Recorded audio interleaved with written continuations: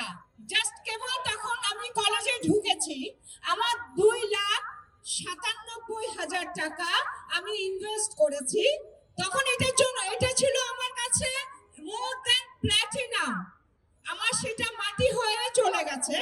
তারপর আমি আবার 2097 সালে আমার কলিগরা আমাকে দেখলাম বেশ লাভ হচ্ছে, আমার চাকরির পাশাপাশি আমার টাকাটা একটু কাজে লাগুক। পুঁজির বাজারটা হলো একটা নেশনের একটা ইকোনমিক, আমরা সতেজ, আমাদের সুস্থ স্বাভাবিক একটা গুড হেলথ নিয়ে আমরা বেঁচে থাকি।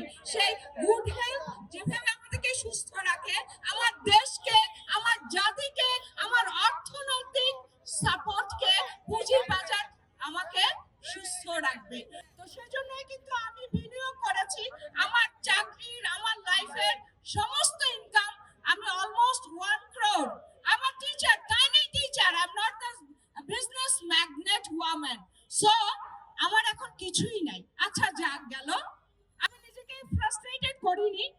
2000 আমাদের যখন ফ্যাসিস্ট গভর্নমেন্ট চলে গেল, তখন আমি আমার যা ছিল সর্বস্ব, আমার লামসাম অ্যামাউন্ট 20 লাখ আমি ইনভেস্ট করেছি। যে একজন doctor Yunus obviously a good person, a honest person and a dynamic person. That's why I invested here.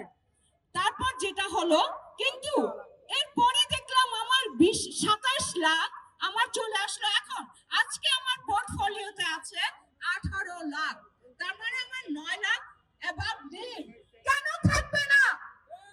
আমার আমার প্রধান উপদেষ্টা একজন অনেস্ট পারসন, একজন ডাইনামিক পারসন। তার যে ইকোনমিক লেভেলে যারা আছেন, আমি বিলিভ করি they are also honest and dynamic. কিন্তু কোথায় কোথায় ফ্যাসিস্টরা সেই ফিলফারিং করছে, কোথায় সেই ড্রব্যাকস, সেগুলো ফাইন্ড আউট করুক। আমাদেরকে আমাদের পুঁজির বাজারে আমরা যেন বিনিয়োগ করে সরকারকে, জাতিকে আমরা তাদের ব্যবসায় সহযোগিতা করতে পারি, সেই ব্যবস্থা করে দেন। যদি করতে না পারে, আমরা পথে নেমে আসবো।